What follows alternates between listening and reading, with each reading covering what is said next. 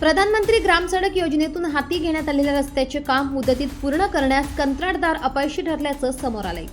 आता यावर कार्यकारी अभियंत्याने जाब विचारून संबंधित कंत्राटदाराकडून दंड वसूल केला की त्याला अभय दिलंय, हा प्रश्न मात्र अनुत्तरित आहे। पेठ तालुक्यात प्रधानमंत्री ग्राम सडक योजनेतून राज्य मार्ग 23 ते शिराळे जळे बाडगी या 5.5 किलोमीटर रस्त्याची दुरुस्ती करण्याचे काम 4 वर्षापूर्वी हाती घेण्यात आलं। या नुसत्याच दुरुस्तीच्या कामासाठी थोडे थिडके नव्हे तर तब्बल 3,09,72,000 रुपये खर्च होणार आहे।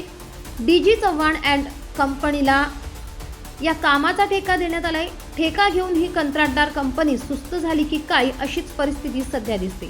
कारण 20 डिसेंबर 2023 ला काम सुरू करून पुढच्या 18 महिन्यात म्हणजे जून 2025 ला ते पूर्ण करणं बंधनकारकही होतं। मात्र इथंच कंत्राटदाराने कच खाल्ल्याचं दिसून येते। फेब्रुवारी 2026 उजाडला तरीही काम पूर्ण झाले नाही, म्हणजे काम पूर्ण करण्याची मुदत संपून 6 महिने झालेत, अर्थात विलंबच झालाय। खरं तर काम मिळवलं, आता ते पूर्ण करायचं तेव्हा करू अशी कंत्राटदाराची मानसिकता दिसून येते। वेळेत काम पूर्ण करणं तर सोडाच, पण भूमिपूजनाचं मुहूर्त या कंत्राटदार कंपनीने चुकवल्याचं समोर आलंय। काम सुरू करण्याची तारीख टळून 2 महिने झाल्यानंतर म्हणजे फेब्रुवारी 2024 ला भूमिपूजन केलं। आता भूमिपूजनच उशिरा झाल्यावर म्हटल्यावर प्रत्यक्ष कामही उशिरानेच सुरू झालेलं असणार, हे वेगळं सांगण्याची गरज नाही।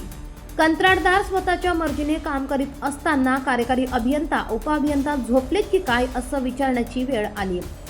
काम वेळेत पूर्ण करण्यास कंत्राटदार अपयशी ठरला तर त्याच्याकडून दंड वसूल करणे आवश्यक आहे आणि हे अधिकार कार्यकारी अभियंता कार्यालयाला आहेत। आता या कार्यालयाने हे अधिकार वापरून कंत्राटदाराला दंड आकारला का, हा प्रश्न मात्र अनुत्तरित आहे। उत्तर महाराष्ट्र न्यूज नेटवर्क, नाशिक।